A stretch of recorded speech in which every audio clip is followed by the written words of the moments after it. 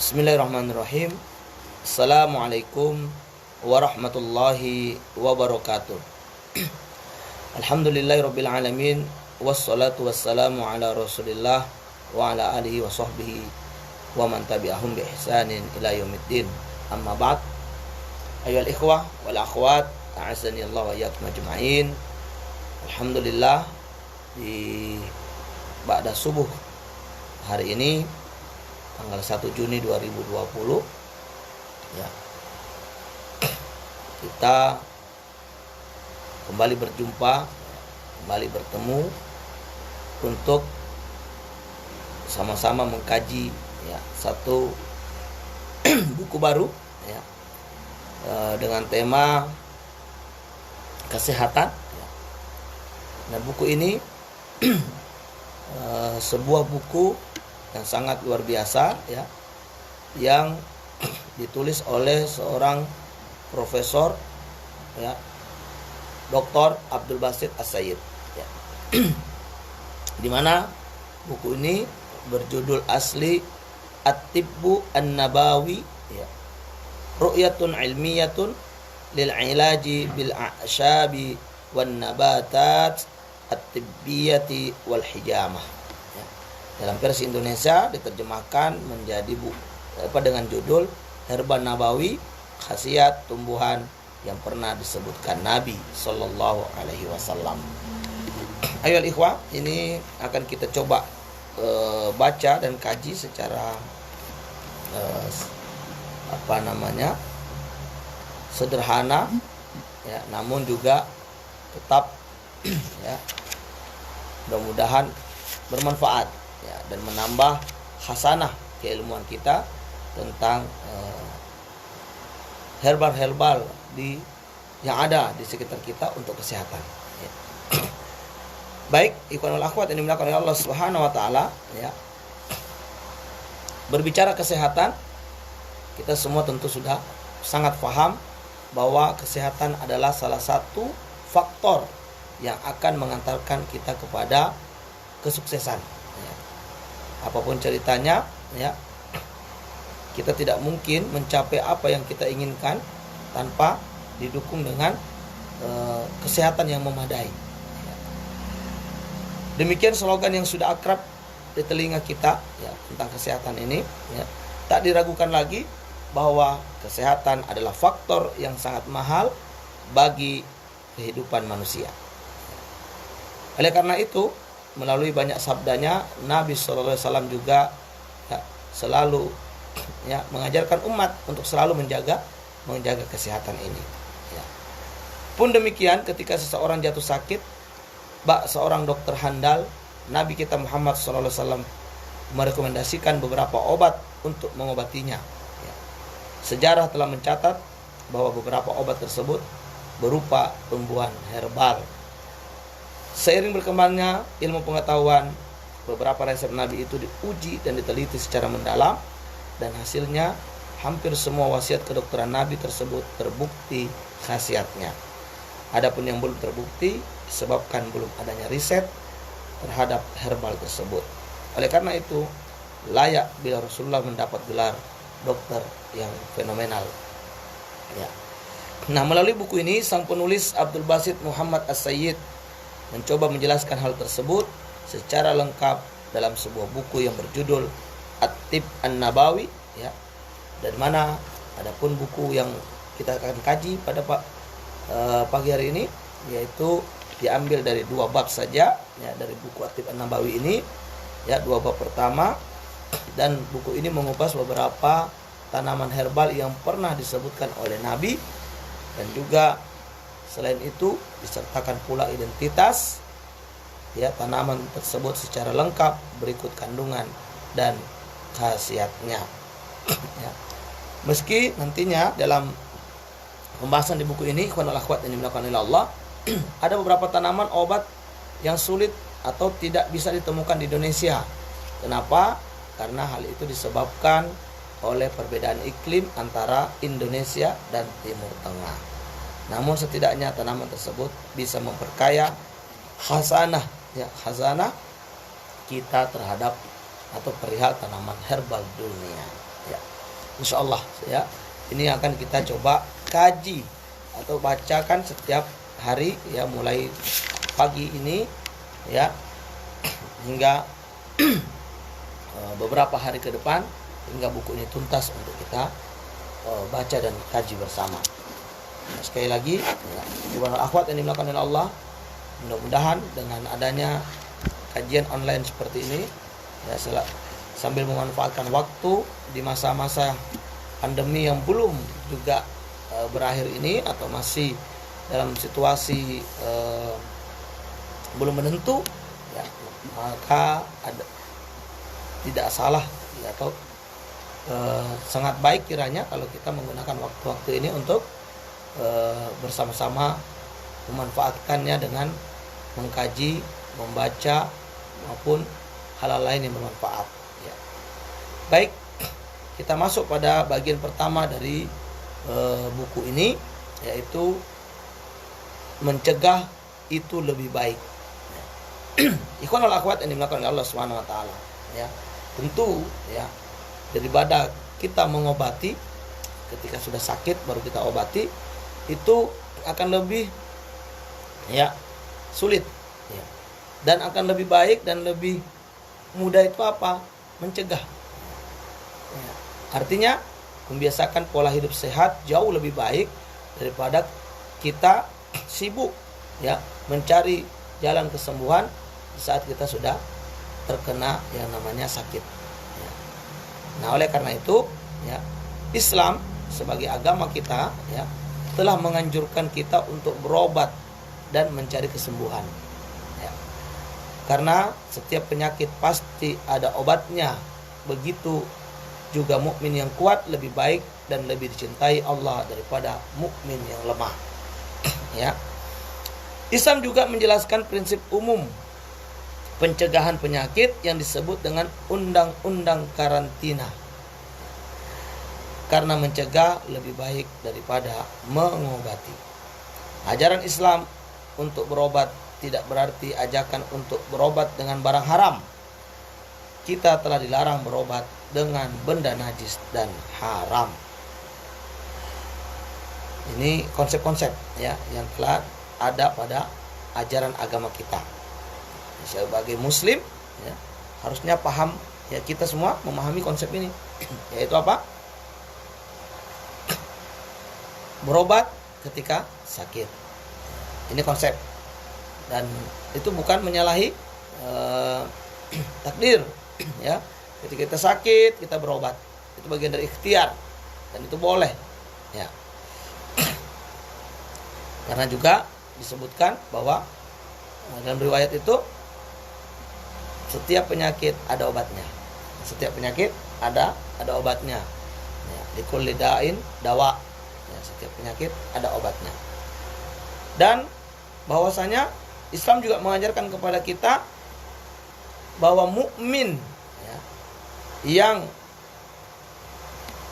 kuat itu lebih baik dan lebih dicintai oleh Allah dari mukmin yang lemah.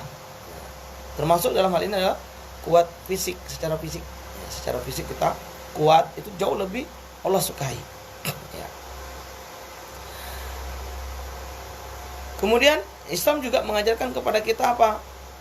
Ya, pencegahan, mencegah lebih baik daripada mengobati. Preventif sifatnya ya. Pencegahan ini penting sekali ya. Dan Islam mengajarkan itu. Kemudian ya, Islam juga di satu sisi menyuruh kita berobat di saat sakit, namun di sisi lain ya, Islam juga memberi batasan ya, dikala kita berobat. Artinya apa?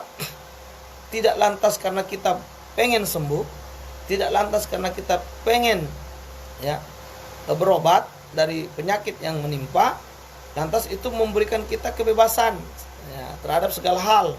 Artinya bisa melakukan apa saja, tidak ada batasan di situ, jangan. Ya. Islam membatasi. Ya. Tidak boleh karena untuk berobat tadi, ya, lalu kita berobat dengan barang yang haram. Ini tidak boleh. Ya. Sehingga ya Nabi melarang. Ya. Likulli da'in dawa fatadawau. Ya. Setiap penyakit ada obat, maka berobatlah kalian. Wala tadawau bil haram. Tapi jangan berobat dengan yang haram. Ya. Dan riwayat lain, sesungguhnya Allah tidak menurunkan atau belum menurunkan ya kesembuhan ya untuk kalian pada apa yang diharamkan. Jadi meski kita ingin berobat, ingin sembuh, lalu kita berusaha berikhtiar dengan mencari obat, maka tidak boleh juga melampaui batas yang sudah ditentukan oleh syariat ya. Di antaranya jangan berobat dengan benda najis ya secara zatnya dan haram ya. Baik juga bendanya maupun prosesnya. Ini konsep yang harus dipahami oleh kita semua. Nah, berikut ini adalah sisi lain dari kehidupan Nabi, yaitu Nabi sebagai dokter yang selalu memberi nasihat pada umatnya untuk menyembuhkan penyakit jasmani ataupun rohani. Ini hebatnya Nabi. Ya, Nabi ini dia bisa menjadi dokter bukan sekedar untuk medis, fisik, tapi juga untuk rohani. Kedua-dua ya. Ingat bahwa badan kita ini ada dua. Ya, badan kita ini ada dua. Nah, kebanyakan kita terlalu sibuk dengan atau memperhatikan yang satu saja dan melupakan yang satunya lagi. Ya, apa dua itu? Yang pertama yaitu fisik yang nampak ini. Ya, fisik. Nah, ini butuh perhatian, butuh perawatan, butuh penjagaan. Ya. Namun ada sisi yang lain. Apa itu? Rohani, ruh kita yang tidak nampak. Ya, yang tidak nampak.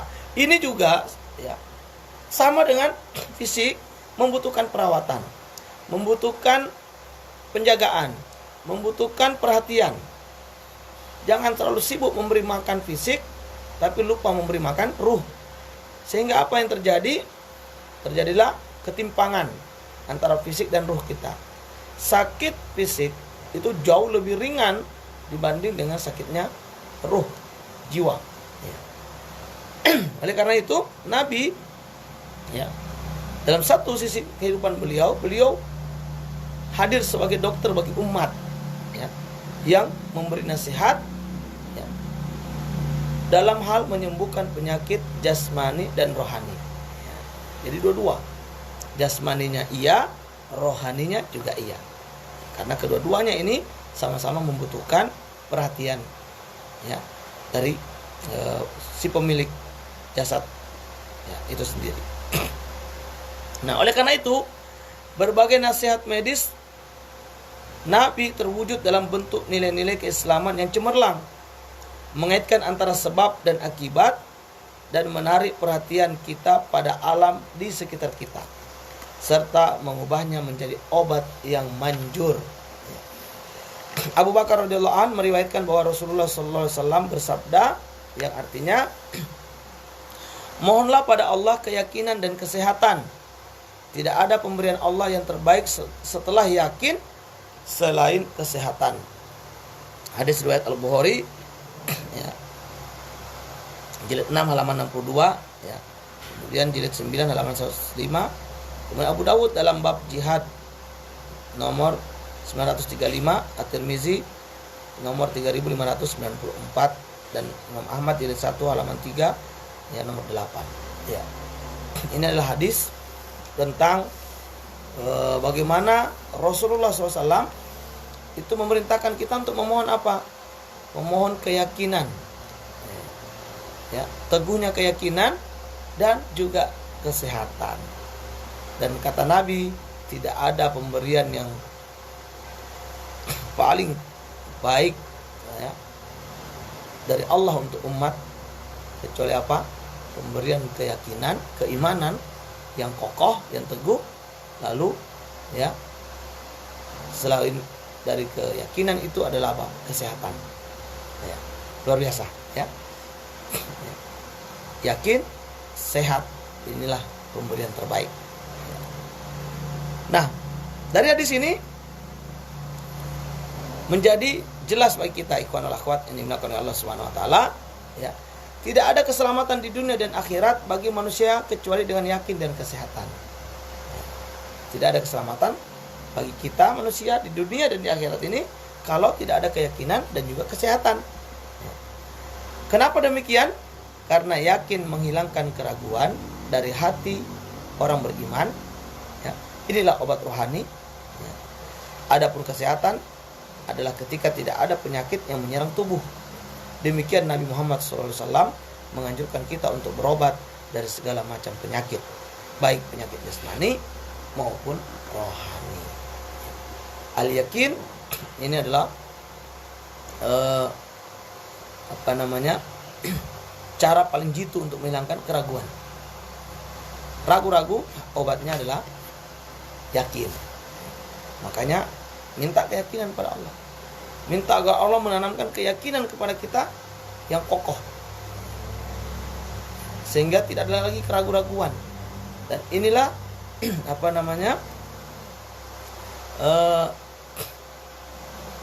obatnya rohani. Inilah obat rohani. Yakin itulah yang dibutuhkan oleh rohani kita. Sedangkan ya, kesehatan ini menjadi sebuah hal yang dibutuhkan oleh tubuh kita, ya. Bahwa ketika orang sehat, ya, itu artinya dia sedang dalam kondisi tidak ada penyakit yang menyerang tubuhnya, ya. Nah, juga akhwat ini dimuliakan Allah Subhanahu wa taala, karena begitu pentingnya kesehatan bagi kehidupan manusia di dunia, banyak hadis Nabi yang menyuruh kita untuk berobat. Di antaranya yang ada di Musnad Ahmad, hadis Ziyadah bin Alaqah dari Usama bin Suraik menuturkan, yang artinya aku berada bersama Nabi, lalu datanglah sekelompok orang Badui dan bertanya, wahai Rasulullah, apakah kita boleh berobat? Maka Rasulullah menjawab, ya, wahai hamba Allah, berobatlah. Sesungguhnya Allah tidak menciptakan penyakit kecuali Allah menciptakan obatnya, kecuali satu macam penyakit. Mereka bertanya, apa itu ya Rasulullah? Rasulullah menjawab, penyakit tua. Hadis riwayat Ahmad dalam Musnad jilid 4 halaman 278. Tirmizi dalam Sunan nomor 2038. Ya. Ini keterangan, ya, tentang bolehnya kita berobat. Dan Nabi memberikan keyakinan kepada kita bahwa setiap penyakit Allah juga ciptakan, ya, obatnya. Penyakit apapun ada obatnya. Sehingga Nabi suruh kita berobat. Ada satu saja penyakit yang tidak ada obatnya. Apa itu? Penyakit tua, atau dalam riwayat lain kematian. Illa syam al-maut. Ya. Nah, begitu juga disebutkan bahwa Nabi bersabda, setiap penyakit pasti ada obatnya. Jika obat tepat pada penyakitnya, maka ia akan sembuh dengan izin Allah. Hadis riwayat Muslim, ya, jilid 1 halaman 191. Ya. Di hadis ini Nabi memberikan lagi sebuah keyakinan lebih kuat. Nabi mengatakan setiap penyakit ada obatnya, dan kalau obat itu tepat mengenai penyakit, maka insya Allah baro'ah bismillah, penyakit itu akan sembuh dengan izin Allah.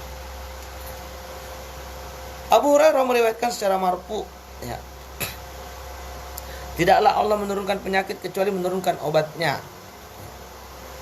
Ini hadis ketiga tentang anjuran berobat. Lagi-lagi Nabi mengatakan tidak ada, ya, penyakit, ya, kecuali Allah juga menurunkan obat. Jadi penyakit yang diturunkan Allah selalu ada obat. Hanya saja ada yang sudah diketahui dan ada yang belum, atau ada yang sifatnya obat itu berupa benda-benda yang kita minum atau konsumsi. Ada juga yang berupa obat-obat yang cukup dioles atau dibacakan ya, kepada si sakit, seperti berobat dengan Al-Quran misalnya, nah, itu dibacakan. Nah, hadis-hadis kedokteran ini sering merekomendasikan orang sakit untuk mencari obat yang manjur, dengan tetap meyakini bahwa kesembuhan di tangan Allah dan yang menyembuhkan penyakit adalah Allah. Obat-obatan yang ada hanyalah sarana yang disediakan oleh Allah bagi para hambanya di dunia. Di sisi lain, sabda Nabi tersebut mengandung obat bagi rohani yang menyalakan semangat mereka yang sakit, karena pengobatan jiwa bagi orang sakit dapat menanamkan optimisme secerca harapan di hatinya. Jadi ini semua adalah motivasi dari Nabi ya, bagi kita dikala kita diuji oleh Allah Subhanahu wa taala berupa sakit ya, maka di sana ada sebuah anjuran dari Nabi kita ya, tentang berobat. Jangan putus asa dari penyakit yang menimpa. Silakan berobat. Dan ini merupakan apa? Merupakan sebuah obat bagi rohani juga. Karena dengan adanya informasi, motivasi dari Nabi kita yang mulia bahwa setiap penyakit ya, yang Allah turunkan ke muka bumi ini juga Allah turunkan bersamanya obat, ini menjadi menumbuhkan sikap optimisme ya, sikap percaya diri, bersemangat untuk mencari jalan kesembuhan. Oleh karena itu masih ada selalu ada harapan yang bisa kita jadikan penyemangat untuk kita menggali hal-hal yang bisa membantu dalam proses mencapai kesembuhan dari penyakit yang kita derita. Jadi jangan ada putus asa. Apapun sakitnya, insya Allah selalu ada obat ya, selalu ada obat.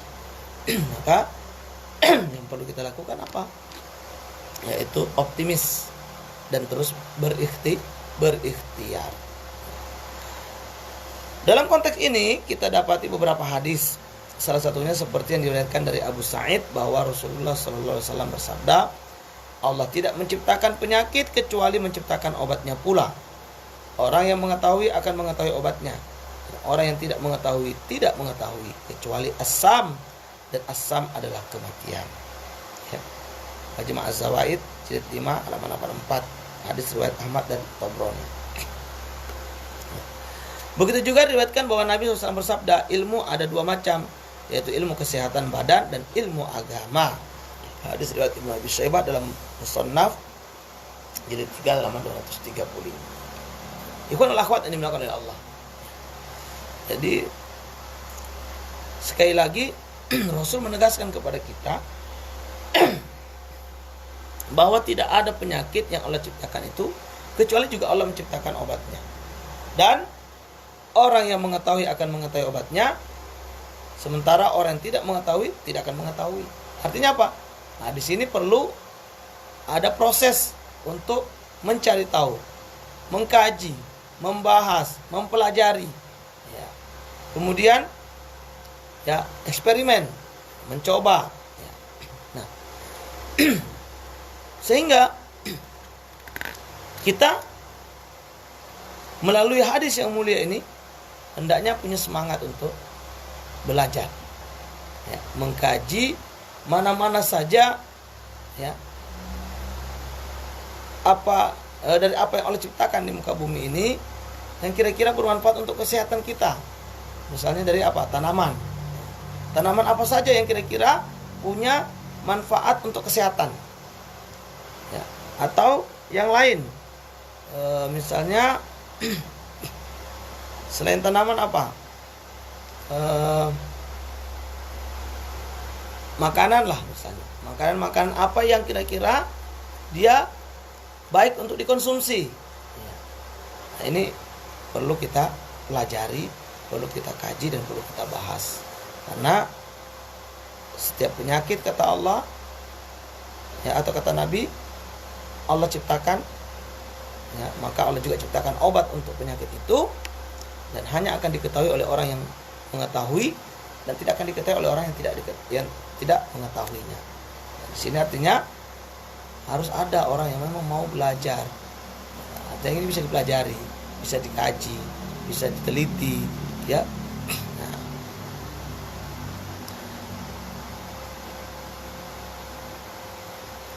adapun yang tidak ada obat, dalam hadis ini disebutkan apa? Satu, yaitu perkara kematian, asam.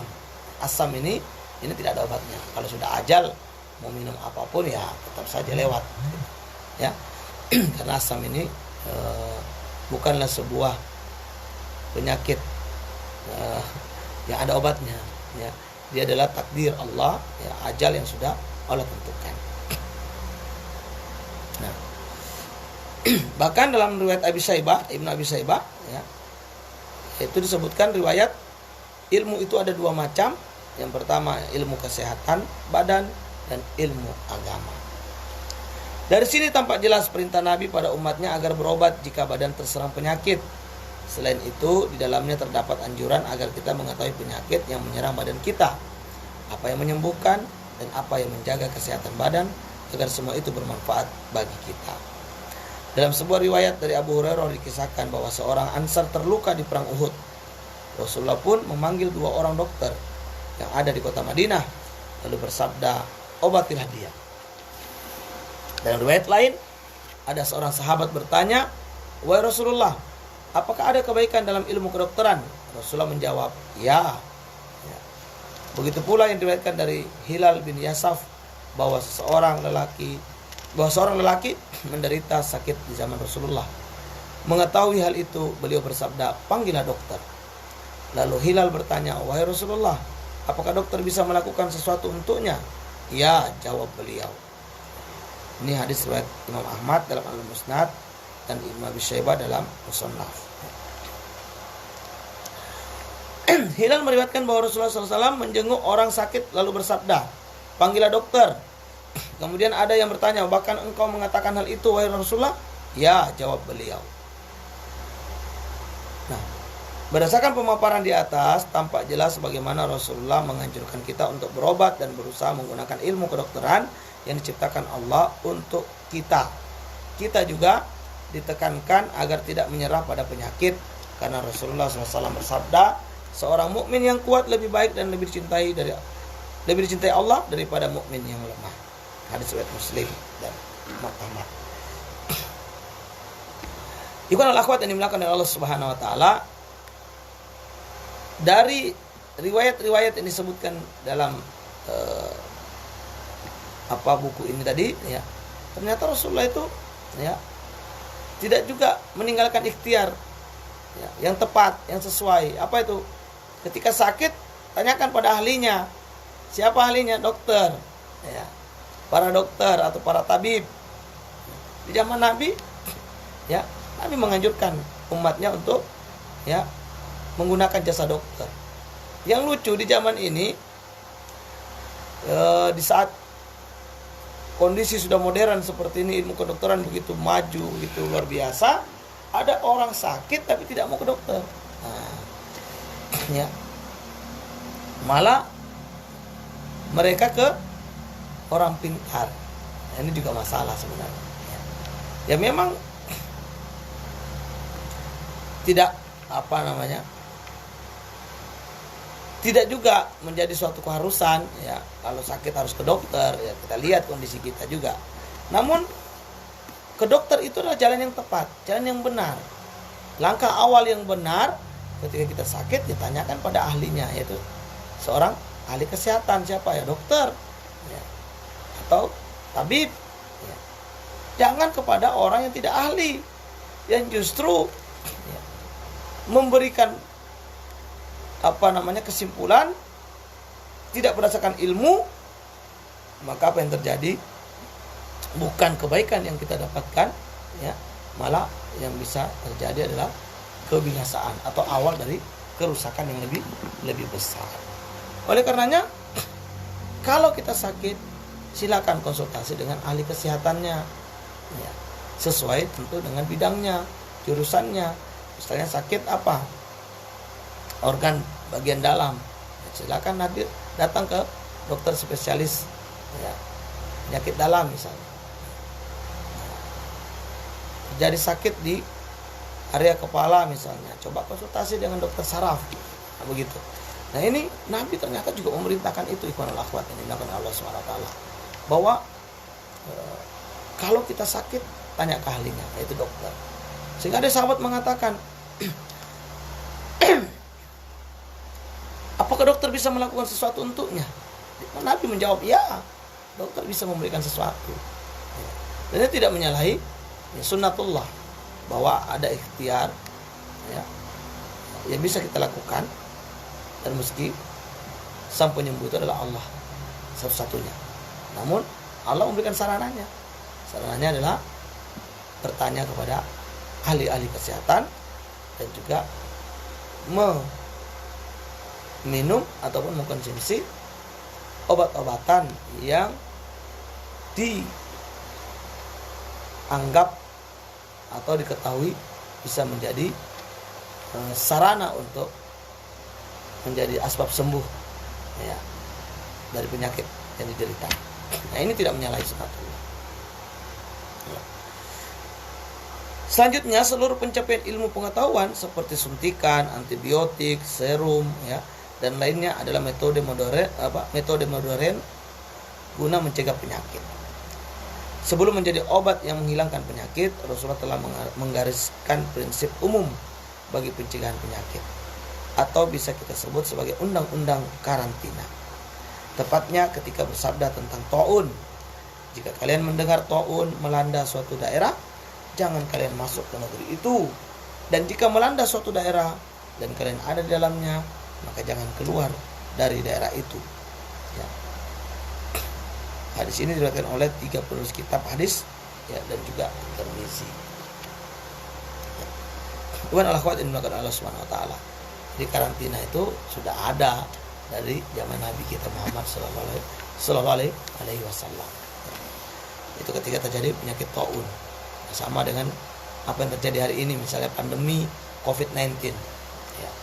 Maka hampir seluruh dunia mengadakan lockdown atau karantina wilayah, social distancing, ya.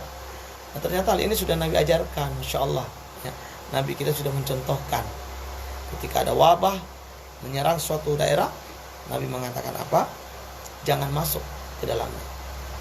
Ya, jika sedang terjadi wabah di satu kampung, di satu wilayah, maka orang luar wilayah tersebut jangan masuk ke wilayah yang sedang terjadi wabah. Begitu juga apabila terjadi wabah di satu kampung, penduduk yang ada di dalamnya, ya, tidak boleh keluar. Jangan keluar, jangan berkeliaran. Ya, ini undang-undang karantina, ya, yang Nabi kita sudah dahulu jauh-jauh hari 1400 tahun yang lalu melarang, memberikan informasinya. Solusi pencegahan menyebarnya wabah. Tapi juga jangan berlebihan. Ya, di sini Nabi melarang kita untuk masuk ke daerah yang ada wabah dan melarang orang yang berada di tempat yang sedang ada wabah melanda untuk keluar. Untuk apa ini? Ini memutus mata rantai penularan, agar tidak ada bahaya yang tersebar. Kan ada kaidah la dororo wala diror, jangan membahayakan dan jangan berbuat sesuatu yang berbahaya dan yang membahayakan, ya. Nah, di sini menjadi pelajaran penting. Maka dalam praktiknya apa? Orang yang sakit, apalagi kalau itu sakitnya dianggap adalah sakit yang mudah menyebar, hendaknya tahu diri lah. Ya, tahu diri. Ya, jangan dulu datang ke keramaian. Bahkan untuk ibadah pun diberi rukhsah oleh syariat. Ya. Orang sakit kan boleh tidak ke masjid, ya, Apalagi kalau sakit itu dikhawatirkan bisa membahayakan orang lain, maka tidak usah ke masjid. Tidak usah ke masjid. Hari ini bisa dijadikan contoh praktek yang benar. Ya, di saat kita sedang dihantui rasa takut yang begitu besar terhadap pandemi COVID-19 ini, ya, meskipun juga jangan terlalu panik, ya, karena ada beberapa informasi itu hoax, ya, informasi yang terlalu berlebihan. Kepanikan justru akan membuat imunitas tubuh menurun, akan memudahkan virus maupun bakteri menyerang. Ya. Maka disinilah dibutuhkan kejujuran, wahai ikhwah wal akhwat yang dimuliakan oleh Allah SWT. Ketika kita merasa kita kurang sehat, ya tahan dirilah. Tapi kalau kita sehat, ya silakan. Tetap sholat ke masjid, ya. Tetap beraktivitas dengan tetap memperhatikan protokol kesehatan yang sudah diberikan oleh para ahlinya tentunya. Ya. Siapa para ahlinya? Ya, sekali lagi para dokter. Nabi sendiri menganjurkan itu. Ya. Jadi jangan juga kita tiba-tiba merasa jadi ahli semua nih. Nah, hari-hari ini kan begitu ya. Tiba-tiba banyak orang menjadi ahli kesehatan, ahli virus, ya. Padahal nggak pernah sekolah kesehatan, juga nggak pernah sekolah virus. Ya. Ini nih fenomena yang terjadi di akhir zaman ini. Ya. Ala kulli hal, wal akhwat yang dimuliakan Allah SWT, mari sama-sama kita menjaga diri, ya, tentu dengan mengembalikan semua bidang-bidangnya kepada para ahlinya. Ya, kan setiap bidang ada ahlinya, ya, setiap bidang ada ahlinya.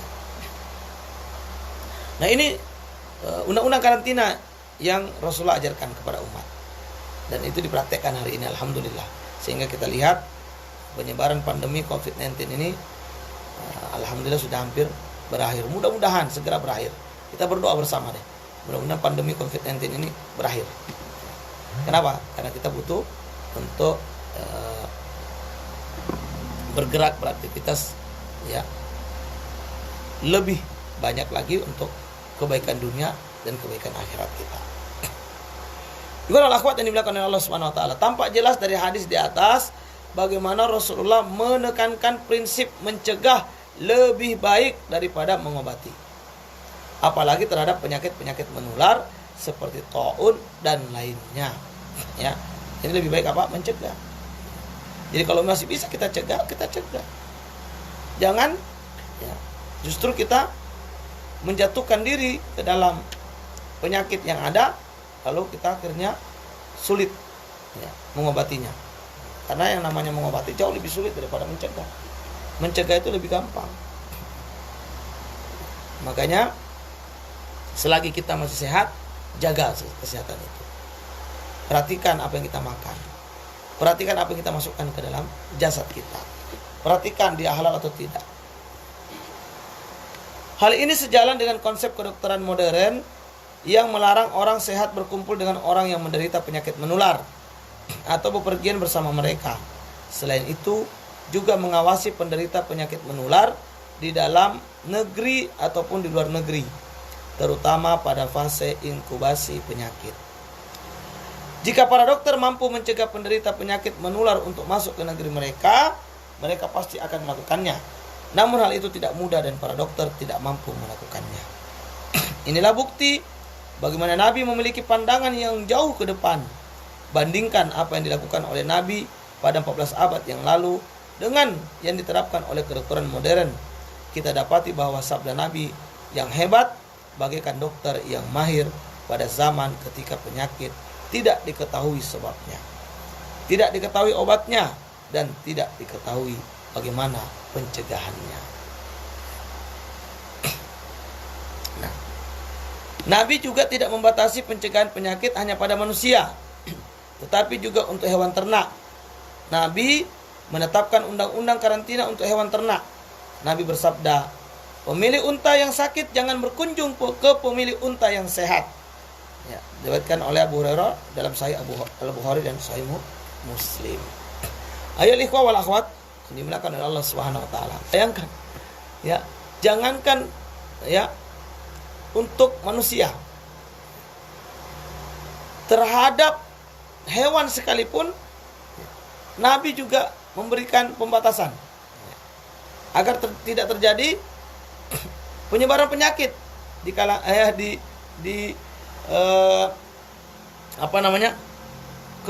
kumpulan hewan. Di mana Nabi mengatakan pemilik unta yang sakit jangan berkunjung ke pemilik unta yang sehat. Ini suatu hal yang luar biasa. Perhatian yang sangat besar dari Nabi kita terhadap kesehatan.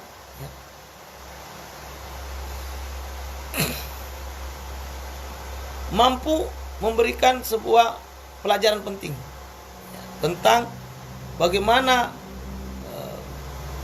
proses-proses atau langkah-langkah, tahapan-tahapan yang bisa diambil agar suatu penyakit tidak menyebar. Ya. Nabi menyebutkan jangan orang sakit jangan masuk ke tempat yang ada wabah. Orang sehat jangan masuk ke tempat di mana di sana sedang terjadi wabah. Dan orang yang ada di dalam, orang yang sakit di tempat terjadinya wabah jangan keluar ke tempat orang yang sehat. Ini proses pencegahan luar biasa. Dalam bahkan hewan sekalipun juga begitu. Jangan dicampur antara yang sakit dengan yang sehat. Ini tentu adalah suatu hal yang luar biasa dari Nabi kita Muhammad sallallahu alaihi wasallam. Pemilik unta yang sakit jangan berkunjung ke pemilik unta yang sehat. Nah, maksud dari apa pemilik unta yang sakit jangan berkunjung ke pemilik unta yang sehat ini apa? Karena bisa jadi akan menulari unta yang sehat. Nah, ini preventif, ini pencegahan dari Nabi kita agar tidak terjadi penularan penyakit terhadap hewan yang sehat, ya, maka hewan yang sakit jangan sampai digabung dengan hewan yang sehat. Kalau binatang saja diperhatikan seperti itu, tentu manusia lebih utama lagi. Ya, tentu manusia lebih utama lagi. Rasulullah juga mengajarkan pada kita bagaimana menjaga diri dari penyakit pikiran. Rasulullah bersabda, tidak ada bejana yang dipenuhi oleh anak Adam yang lebih jelek dari perutnya. Maka cukup bagi anak Adam beberapa suap makanan untuk menegakkan punggungnya. Jika memang harus makan banyak, maka sepertiga bagian untuk makanan, sepertiga untuk minuman, dan sepertiga untuk nafasnya. Hadis riwayat Tirmizi, ya, Ahmad dan Ad-Darimi. Ini Nabi mengajarkan pola makan. Pola makan itu tidak makan yang terlalu kenyang, terlalu banyak. Kalaupun harus makan banyak, bagi 3. Sepertiga makanan, sepertiga minuman, sepertiga lagi udara. Ini anjuran dari Nabi kita Muhammad sallallahu alaihi wasallam.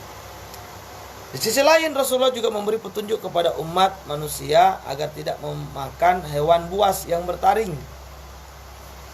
Dalam hadis disebutkan, Nabi melarang makan burung yang bercakar dan hewan buas yang bertaring. Ya, hadis ini sahih, diriwayatkan oleh Imam Muslim. Ya. Kemudian Abu Dawud, Ahmad, Ad-Darimi, dan juga Ibnul Jarud dan Abu Awanah. Bahwa tidak boleh makan hewan yang bercakar, burung yang bercakar dan hewan buas yang bertaring. Yang bercakar seperti apa? Kakatua, seperti elang. Kemudian hewan buas yang bertaring seperti harimau, singa, apalagi buaya. Ini tidak boleh kita konsumsi.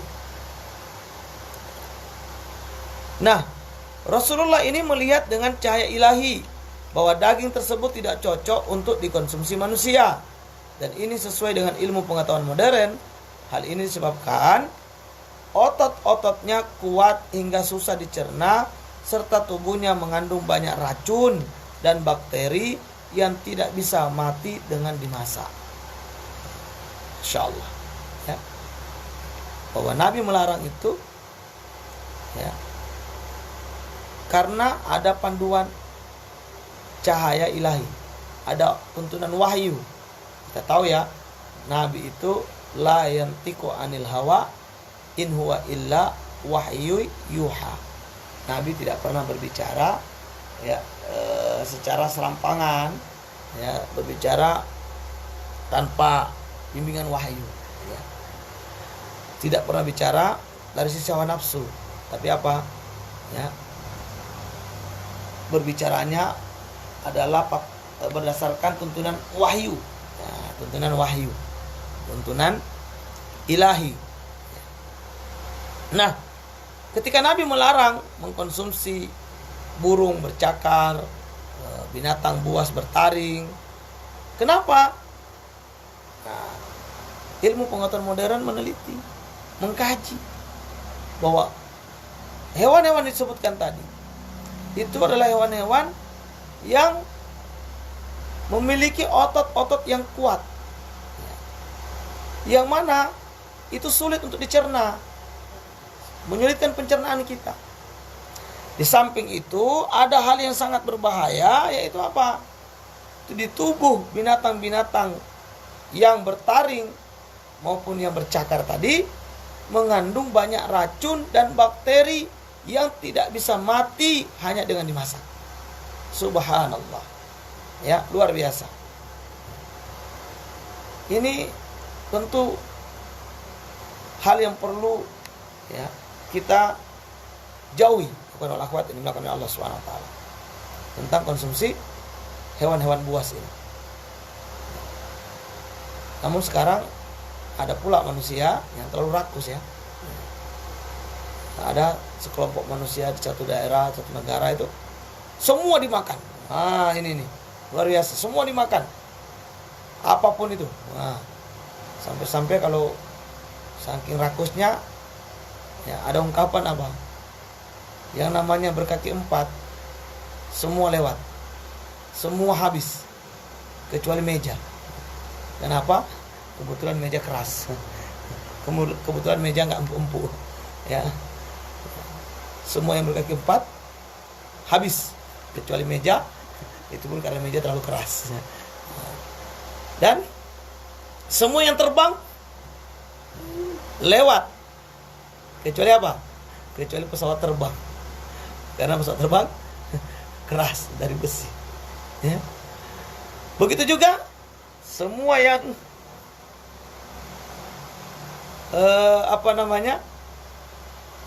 berdaun, itu juga habis, kecuali apa? Daun pintu dan daun jendela. Luar biasa, kerakusan. Islam datang dengan sebuah aturan untuk umat yang sangat baik. Apa itu? Tidak semua hal boleh kita makan, tidak semua hal boleh kita konsumsi, ya. Makanlah yang halal lagi thayyib, begitu firman Allah.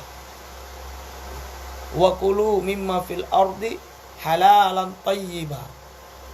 Dan makanlah kalian dari apa-apa yang ada di bumi ini yang halal, halal thayyib. Halal secara hukum, thayyib baik, cocok untuk dikonsumsi oleh kita, ya. Jadi tidak semuanya. Maka di antara yang Nabi larang apa? Burung bercakar dan binatang buas berbisa, apa bertaring. Kenapa hal ini dilarang? Diteliti oleh ilmu pengetahuan modern. Ternyata Masya Allah, Subhanallah, apa yang Nabi sampaikan itu beralasan kuat. Kalau kita tahu ya, burung elang kan lumayan juga, ya. Kelihatannya menarik gitu, ya. Singa, harimau, wah dagingnya luar biasa juga terlihatnya, ya. Ternyata apa di sana? Hewan-hewan yang memiliki cakar, taring, dan buas ini adalah hewan-hewan yang dia dagingnya mengandung otot-otot yang kuat, yang sulit dicerna oleh tubuh kita, sehingga dia akan mempengaruhi pencernaan. Di samping itu, ternyata banyak racun di dalam badannya, juga bakteri, yang mana ini tidak akan mati dengan dimasak. Ya, kalau banyak racun, banyak bakteri, ini bukan jadi makanan yang menyehatkan, justru akan menjadi asbab penyakit. Maka sangat wajar sekali ketika Nabi kita melarang. Dan larangan Nabi itu, meski beliau dahulunya tidak meneliti, tapi ini adalah bimbingan wahyu ilahi. Ikhwanul akhwat yang dimuliakan oleh Allah. Kemudian Nabi memberi petunjuk pada kita agar tidak membuat badan terlalu lelah dan memerintahkan untuk menjaga tubuh. Buktinya, suatu ketika Nabi mendengar bahwa Abdullah bin Amr bin As selalu berpuasa pada siang hari dan sholat malam pada malam hari. Nabi bersabda kepadanya, "Jangan lakukan itu. Puasalah dan berbukalah. Sholatlah pada malam hari dan tidurlah, karena tubuhmu juga memiliki hak." Tuh, perhatikan ya. Bagaimana Nabi kita Muhammad SAW sangat memperhatikan itu tentang kesehatan badan. Tidak boleh terlalu lelah badan ini. Jangan terlalu digenjot. Apalagi urusan dunia. Ya, kalau genjot dalam ibadah masih mending. Insya Allah kalau ibadah, Nabi kita sudah membuktikan ibadah yang kuat, semangat, sampai sholat malam yang pecah-pecah tumit itu tidak mempengaruhi fisik, tidak membahayakan fisik maksudnya. Tapi kalau urusan dunia, urusan yang sifatnya keduniaan, terlalu ngoyo, terlalu ngegas, ya, ini Nabi nggak suka. Bahkan kalau dalam kasus Abdullah ya bin Amr bin As ini, Nabi menegur Abdullah dalam kasus ibadah, bukan kasus keduniaan loh. Kalau ibadah saja Nabi peringatkan jangan terlalu menyiksa badan, apatah lagi kalau itu urusan dunia. Lebih utama untuk dicegah. Jangan buat badan terlalu lelah, jangan buat badan ya terlalu terporsir. Jadi Abdullah bin Amr bin As ini pernah apa? Dia rajin sekali puasa, setiap siang puasa, setiap hari ya. Nabi larang, jangan. Kamu puasa dan kamu berbuka. Ya, makanya kita kalau mau puasa yang banyak sekalipun, ya jangan puasa setiap hari. Ya, tapi puasalah sehari, selang sehari. Puasa hari ini, besok tidak puasa, lusa puasa lagi, besoknya tidak lagi, terus begitu. Itu boleh. Tapi kalau tiap hari puasa, ini membahayakan fisik, melemahkan fisik. Maka Nabi melarang. Begitu juga ketika sholat malam misalnya. Nabi melarang kalau kita sholat malam, lalu apa? Berlebihan, memaksakan diri, sehingga tidak memberikan hak tubuh untuk istirahat. Kita kan butuh tidur. Ya, silakan sholat malam kan. Makanya Quran itu dalam surat Al-Muzammil itu, Qumil laila illa qalila, nisfahu awin kusminhu qalila, ya, auzid alaihi warattil Qur'ana tartila. Kita disuruh sholat malam itu juga nggak sepanjang malam. Ya. Bangunlah di malam hari sedikit saja. Ya, kecuali sedikit. Ya, nisfahu, setengahnya. Ya. Awin kusminhu qalila, atau kurangi juga boleh. Ya. Atau sepertiganya boleh juga. Ya. Seperempatnya boleh juga. Jangan terlalu memaksakan diri. Ya. Ini tuntunan ikhwan wal akhwat. Tuntunan dari Nabi kita yang mulia. Tuntunan dari Allah Subhanahu wa ta'ala, sang pencipta kita. Tentu Allah lebih paham tentang kita. Ya. Maka Nabi mengingatkan itu. Jangan membuat badan terlalu lelah.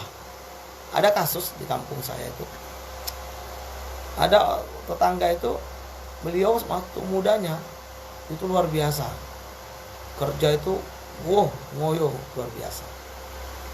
Beliau kebetulan kerjanya tukang senso, itu menebang pohon-pohon di hutan untuk dijadikan papan ataupun balok. Jadi masa mudanya itu begitu semangat, bekerja dengan sangat-sangat kuat tanpa mengenal lelah. Akhirnya apa yang terjadi, ikhwanul akhwat, yang dimuliakan oleh Allah Subhanahu wa taala, begitu masuk usia 40-an ya, ke atas, yang terjadi beliau sudah kehabisan tenaga. Fisiknya melemah, tidak lagi bisa melakukan kerja-kerja berat. Sehingga apa? Banyak tidur, banyak rehat di rumah. Kenapa? Karena tadi di masa mudanya terlalu diporsir sangat-sangat berlebihan, sehingga melelahkan jasadnya. Nah, ini tentu tidak baik. Tidak baik. Apa yang menjadi nasihat Nabi di atas ternyata sama dengan apa yang dianjurkan oleh pakar kedokteran saat ini. Ketika tubuh kurang tidur dan kelelahan, maka keduanya dapat menyebabkan timbulnya banyak penyakit. Nabi telah menghindarkan kita dari penyakit-penyakit itu dengan nasihatnya yang berharga. Di sisi lain, Rasulullah tidak lupa berpesan kepada kaum muslimin agar menjaga kesehatan dengan cara menjaga kebersihan dan bersuci. Rasulullah menganjurkan untuk berwudu dan mandi pada waktu-waktu tertentu. Beliau juga menganjurkan untuk memotong kuku yang di bawahnya tersimpan banyak mikroba. Nabi bersabda, "Potonglah kuku karena setan duduk di kuku yang panjang."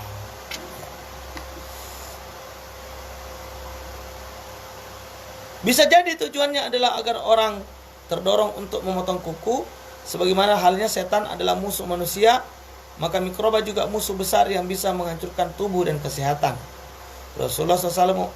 Rasulullah selalu membersihkan gigi dengan siwak. Beliau bersabda,